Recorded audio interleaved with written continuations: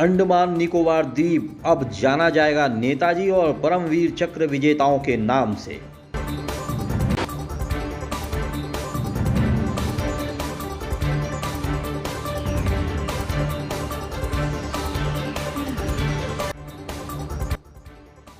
आज समूचा देश ही नहीं, पूरा विश्व आज़ाद हिंद फौज के महानायक नेताजी को और उनकी कृतियों को याद कर रहा है। अंडमान निकोबार द्वीप समूह किसी समय नेताजी की कार्यस्थली रही है। इसी क्रम में प्रधानमंत्री नरेंद्र मोदी और गृह मंत्री अमित शाह द्वारा अंडमान निकोबार द्वीप पर आयोजित एक विशेष कार्यक्रम में न सिर्फ नेताजी को याद किया गया, उन्हें श्रद्धा सुमन अर्पित किए गए, बल्कि एक प्रेरणा स्थली स्मारक का भी लोकार्पण किया गया। प्रधानमंत्री ने अपने उद्बोधन में खास तौर पर इस बात की घोषणा की कि 21 द्वीपों वाला यह द्वीप समूह अंडमान निकोबार अब नेताजी और परमवीर चक्र विजेताओं के नाम से जाना जाएगा।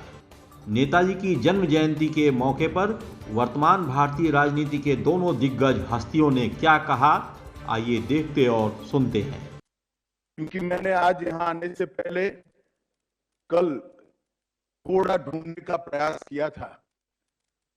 अगर मैं गलत नहीं हूं तो पूरे विश्व में किसी भी देश ने अपने लिए लड़ने वाले जवानों के नाम पर द्वीपों का नाम रखकर उनकी वीरता को सम्मानित करने का कदम नहीं उठाया है। आज भारत के प्रधानमंत्री जी की ये पहल कि अंडमान निकोबार द्वीप समूह के 21 बड़े द्वीपों को हमारे परमवीर चक्र विजेताओं के नाम के साथ जोड़कर उनकी स्मृति को जब तक ये पृथ्वी रहेगी तब तक चिरंजीव करने का ये प्रयास मैं मानता हूं तीनों सेनाओं के लिए बहुत बड़ा उत्साहवर्धन करने वाला है। Vani mobile, Baldev plaza, Golghar, Gorakhpur. IPhone, OnePlus, Samsung, Vivo, Oppo, Realme, MI, Lava, Tecno Moto ये सभी प्रोडक्ट उपलब्ध हैं। हमारे यहाँ सभी प्रकार की उत्कृष्ट आधुनिक और लेटेस्ट मोबाइल उपलब्ध। बलदेव प्लाजा, गोलघर, राजेंद्र नगर, गोरखनाथ और हाटा, कुशीनगर जनपद में भी वाणी मोबाइल की सभी सेवाएं उपलब्ध। Mobile number 918687419008। आज नेताजी सुभाष की जन्म जयंती है। देश पराक्रम दिवस के रूप में इस प्रेरणा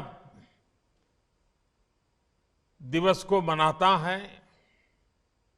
सभी देशवासियों को पराक्रम दिवस की अनेक अनेक शुभकामनाएं। आज पराक्रम दिवस पर अंडमान निकोबार द्वीप समूह में नई सुबह की रश्मियां एक नया इतिहास लिख रही है। और जब इतिहास बनता है तो आने वाली सदियां उसका स्मरण भी करती हैं, आकलन भी करती हैं, मूल्यांकन भी करती हैं और अविरत प्रेरणा पाती रहती है। आज अंडमान निकोबार के 21 द्वीपों का नामकरण हुआ है। इन 21 द्वीपों को अब परमवीर चक्र विजेताओं के नाम से जाना जाएगा। जिस द्वीप पर नेताजी सुभाष चंद्र बोस रहे थे, वहां उनके जीवन और योगदानों को समर्पित एक प्रेरणा स्थली, एक स्मारक का भी आज शिलान्यास हुआ है। आज के इस दिन को आजादी के अमृत काल के एक महत्वपूर्ण अध्याय के रूप में आने वाली पीढ़ियां याद करेगी। नेताजी का ये स्मारक शहीदों और वीर जवानों के नाम पर ये द्वीप हमारे युवाओं के लिए, आने वाली पीढ़ियों के लिए एक चिरंतर प्रेरणा का स्थल बनेंगे। मैं अंडमान निकोबार द्वीप समूह के लोगों को और सभी देशवासियों को इसके लिए बहुत बहुत बधाई देता हूं। मैं नेताजी सुभाष और परमवीर चक्र विजेता योद्धाओं को श्रद्धापूर्वक नमन करता हूं। भाइयों और बहनों, अंडमान की ये धरती वो भूमि है जिसके आसमान में पहली बार मुक्त तिरंगा फहरा था। इस धरती पर पहली आजाद भारतीय सरकार का गठन हुआ था। इस सब के साथ अंडमान की इसी धरती पर वीर सावरकर और उनके जैसे अनगिनत वीरों ने देश के लिए तप, तितिक्षा और बलिदानों की पराकाष्ठा को छुआ था। सेल्युलर जेल की कोठरियां, उस दीवार पे जड़ी हुई हर चीज आज भी अप्रतिम पीड़ा के साथ साथ उस अभूतपूर्व जज्बे के स्वर वहां पहुंचने वाले हर किसी के कान में पड़ते हैं, सुनाई पड़ते हैं। लेकिन दुर्भाग्य से स्वतंत्रता संग्राम की उन स्मृतियों की जगह अंडमान की पहचान को गुलामी की निशानियों से जोड़कर रखा गया था। हमारे आइलैंड्स के नामों तक में गुलामी की छाप थी, पहचान थी। मेरा सौभाग्य है कि 4-5 साल पहले जब मैं पोर्ट ब्लेयर गया था तो वहां मुझे 3 मुख्य आइलैंड्स को भारतीय नाम देने का अवसर मिला था। आज रॉस आइलैंड नेताजी सुभाष चंद्र बोस द्वीप बन चुका है। हैवलॉक और नील आइलैंड स्वराज और शहीद आइलैंड्स बन चुके हैं। और इसमें भी दिलचस्प ये कि स्वराज और शहीद नाम तो खुद नेताजी का दिया हुआ था। इस नाम को भी आजादी के बाद महत्व नहीं दिया गया था। जब आजाद हिंद फौज की सरकार के 75 वर्ष पूरे हुए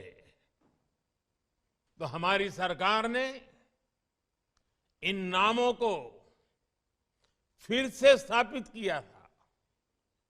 साथियों, आज 21वीं सदी का ये समय देख रहा है कि कैसे जिन नेताजी सुभाष को आजादी के बाद भुला देने का प्रयास हुआ, आज देश उन्हीं नेताजी को पल पल याद कर रहा है। अंडमान में जिस जगह नेताजी ने सबसे पहले तिरंगा फहराया था, वहां आज गगनचुंबी तिरंगा आजाद हिंद फौज के पराक्रम का गुणगान कर रहा है। पूरे देश में और देश के कोने कोने से जब लोग यहां आते हैं तो समंदर किनारे लहराते तिरंगों को देखकर उनके दिलों में देशभक्ति का रोमांच भर जाता है। अब अंडमान में उनकी याद में जो म्यूजियम और स्मारक बनने जा रहा है, वो अंडमान की यात्रा को और भी स्मरणीय बनाएगा। 2019 में नेताजी से जुड़े ऐसे ही एक म्यूजियम का लोकार्पण दिल्ली के लाल किले में भी हुआ था। आज लाल किला जाने वाले लोगों के लिए वो म्यूजियम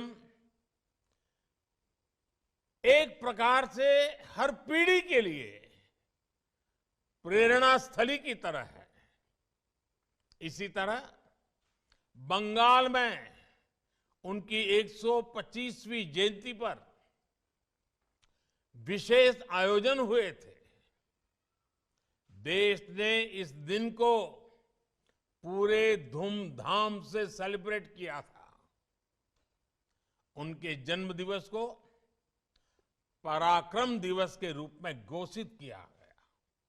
यानी बंगाल से लेकर दिल्ली और अंडमान तक देश का ऐसा कोई हिस्सा नहीं है जो नेताजी को नमन न कर रहा हो, उनकी विरासत को संजो न रहा हो। साथियों, बीते 8-9 वर्षों में नेताजी सुभाष चंद्र बोस के जुड़े ऐसे कितने ही काम देश में हुए हैं जिन्हें आजादी के तुरंत बाद से हो जाना चाहिए था, लेकिन उस समय नहीं हुआ। देश के एक हिस्से पर आजाद भारत की पहली सरकार 1943 में बनी थी। इस समय को अब देश ज्यादा गौरव के साथ स्वीकार कर रहा है। जब आजाद हिंद सरकार के गठन के 75 वर्ष पूरे हुए, तब लाल किले पर देश ने झंडा फहराकर नेताजी को नमन किया था। दशकों से नेताजी के जीवन से जुड़ी फाइलों को सार्वजनिक करने की मांग हो रही थी। ये काम भी देश ने पूरी श्रद्धा के साथ आगे बढ़ाया।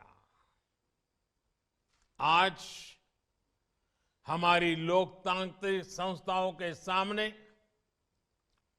कर्तव्य पथ पर भी नेताजी बोस की भव्य प्रतिमा हमें हमारे कर्तव्यों की याद दिला रही है। मैं समझता हूं ये काम देश हित में बहुत पहले हो जाने चाहिए थे, क्योंकि जिन देशों ने अपने नायक नायिकाओं को समय रहते जनमानस से जोड़ा, साझे और समर्थ आदर्श गढ़े, वो विकास और राष्ट्र निर्माण की दौर में बहुत आगे गए। इसलिए यही काम आजादी के अमृत काल में भारत कर रहा है, जी जान से कर रहा है। साथियों, जिन 21 द्वीपों को आज नया नाम मिला है, उनके इस नामकरण में भी गंभीर संदेश छिपे हैं। ये संदेश है एक भारत श्रेष्ठ भारत की भावना। ये संदेश है देश के लिए दिए गए बलिदान की अमरता का संदेश। वयम अमृतस्य पुत्राः। और ये संदेश है भारतीय सेना के अद्वितीय शौर्य और पराक्रम का संदेश। जिन 21 परमवीर चक्र विजेताओं के नाम पर इन द्वीपों को जब जाना जाएगा, उन्होंने मातृभूमि के कण कण को अपना सब कुछ माना था। उन्होंने भारत मां की रक्षा के लिए अपना सर्वस्व न्योछावर कर दिया था। वे भारतीय सेना के हैं, वे वीर सिपाही देश के अलग अलग राज्यों से थे, अलग अलग भाषा, बोली और जीवन शैली के थे, लेकिन मां भारती की सेवा और मातृभूमि के लिए अटूट भक्ति उन्हें एक करती थी, जोड़ती थी, एक बनाती थी। एक लक्ष्य, एक राह, एक ही मकसद और पूर्ण समर्पण। साथियों, जैसे समंदर अलग अलग द्वीपों को जोड़ता है, वैसे ही एक भारत श्रेष्ठ भारत का भाव भारत मां की हर संतान को एक कर देती है।